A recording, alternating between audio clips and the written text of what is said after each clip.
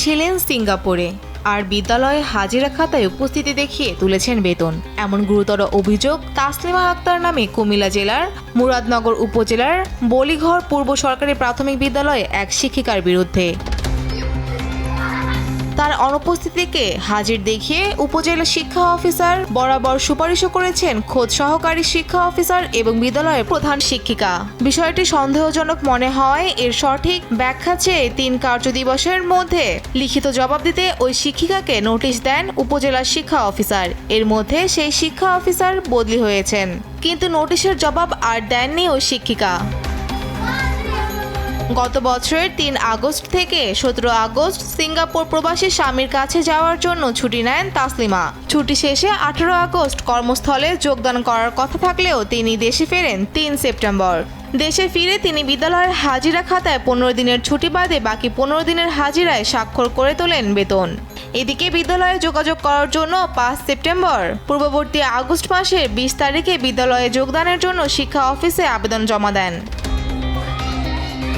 পেছনের তারিখে দেয়া এই আবেদনে সুপারিশ করেন সহকারী শিক্ষা কর্মকর্তা মোহাম্মদ হায়াতুন নবী ও বিদ্যালয়ের প্রধান শিক্ষিকা আম্বিয়া খাতুন। জালিয়াতির মাধ্যমে করা এই আবেদনে সহকারী শিক্ষা অফিসারের সুপারিশ করা নিয়ে এখন প্রশ্ন উঠেছে।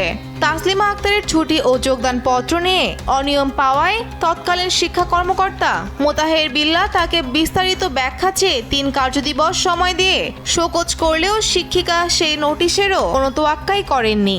একজন শিক্ষিকার এমন জালিয়াতিতে এখনো কোনো প্রকার ব্যবস্থা না নেয় শিক্ষা অফিসের ভূমিকা নিয়ে প্রশ্ন উঠেছে। এ ব্যাপারে শিক্ষিকা তাসলিমা আক্তারের কাছে জানতে চাইলে কালক্ষেপণ করেছেন তিনি। এটা আপনার সাথে আমি সরাসরি কথা বলবো। আমি মুরাদনগরে আছি, আপনি কি মুরাদনগরে আছেন? তাহলে দেখা হবে।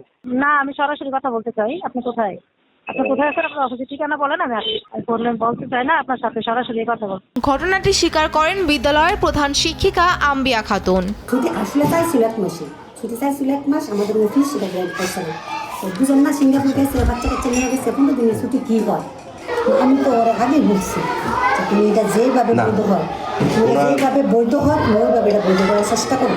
এদিকে উপজেলা শিক্ষা কর্মকর্তা আব্দুর রাজ্জাক জানান, ঘটনার সত্যতা পাওয়া গেলে নেওয়া হবে বিভাগীয় ব্যবস্থা।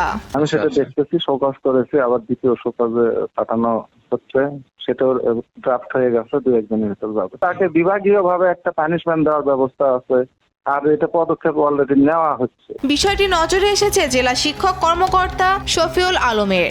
উপজেলা থেকে রিপোর্ট পেলে সে অনুযায়ী ব্যবস্থা নেওয়ার প্রতিশ্রুতি দেন তিনি। ফৌজিয়া ফারিহা, দেশ টিভি।